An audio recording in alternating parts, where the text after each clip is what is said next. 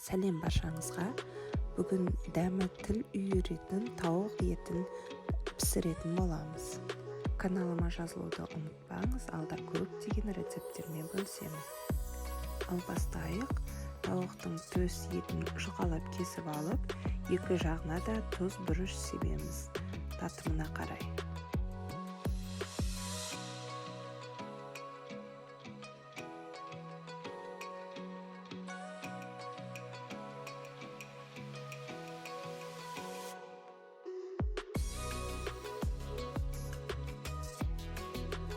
Етімізді тұздап бұрыштап болған соң, қызып тұрған табаға сары майды салып, және де үстінен өсімдік майын құйып, қызығанша күтеміз.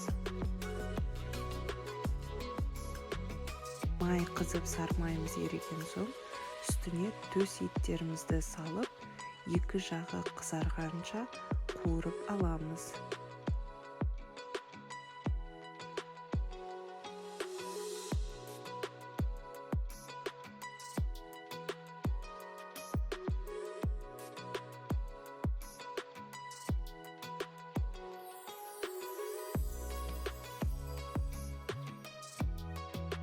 Еттерімізді екі жағын қызартып қуырып алған соң, барлығын бөлек шығарып аламыз да, сол майдың үстіне сарымсағымызды салып, және де саңырау құлақтарымызды жұқалап турап, оны да салып қуырамыз. Жақсылап қуырылған соң, үстіне татымына қарай тұзымызды себеміз, және де кілегейімізді құямыз.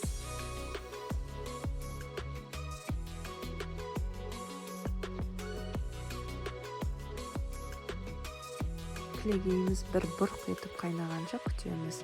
Бір бұрқ етіп қайнаған соң, үстіне үкіштен өткізілген сырымызды салып, араластырамыз. Табаға қуырылған еттерімізді біртіндеп салып, үстіне дайындаған кілегейлі соусымызды құямыз.